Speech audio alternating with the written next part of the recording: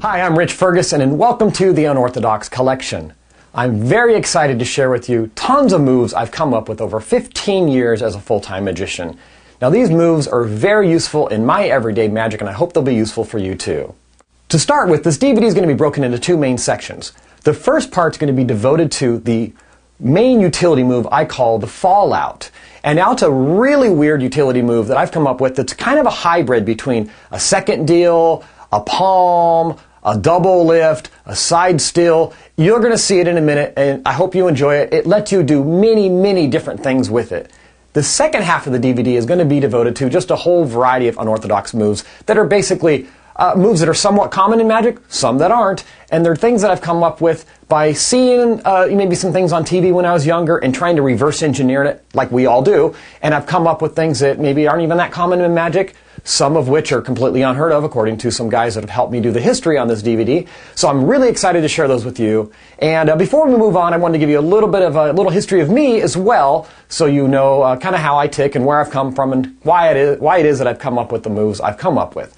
So obviously I'm Rich Ferguson, and I started doing magic really late. I wish I had the support and the opportunity to have done magic when I was younger, but I just didn't.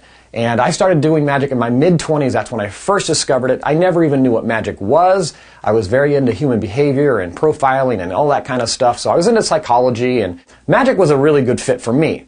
I grew up in a city called Salinas in California. I grew up on the streets, and just give you just a quick nutshell. I got adopted at 12. I got taken out of a really interesting situation at 12. Adopted, luckily, and I got moved down to San Luis Obispo, California, where I live now. And I didn't learn to read till I was 12. So the way I learned was very through observation, trial and error, reverse engineering, and things like that. I mean, I'm fast on my feet. I think I have common sense and street smarts, and I think that's what got me through school and life. And I sure wish I discovered magic in junior high or high school, but I didn't. I was kind of a prankster, but I just didn't do magic. So to fast forward, when I did discover magic, I absolutely loved it, but I didn't have any access to someone to teach me, to mentor me. I didn't have any books or DVDs. There weren't any magic shops where I lived. So I just saw a little bit of it here and there on TV, and I kind of just played and dabbled with cards and coins and just kind of came up with what is pretty basic stuff in magic. I just kind of re-engineered things and came up with my own versions of things.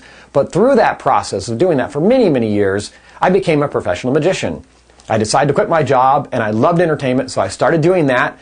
And for 2 to 3 years, I still had never seen a magic book, a magic DVD, and it was all, my entertainment was based on humor, human behavior, and just some of the weird tricks I just kind of re-engineered that I had seen that I know are common in magic.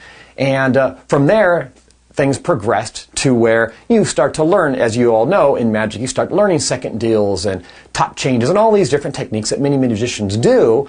But I just came up with my own variation of those, or I would sit down and, how did they do this? How did they do this? You watch these gambling movies and you see that they're sliding cards from inside the deck out. So I sat down and came up with what I thought was the method.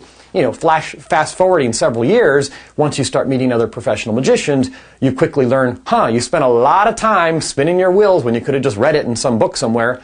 But on the other side, the beauty of it, especially in my situation, doing it all on my own, is there were a few things I came up with that even some really great magicians out there go, that's crazy, that's brand new. So I hope that there's some things in this DVD that you also find that are brand new, a little unorthodox, but I think that you're going to find they're very useful in your magic. And I'm going to quit talking. I want to get to teaching you what some of these moves are, because I want to try to condense as much time as we can in this DVD to make room for the moves.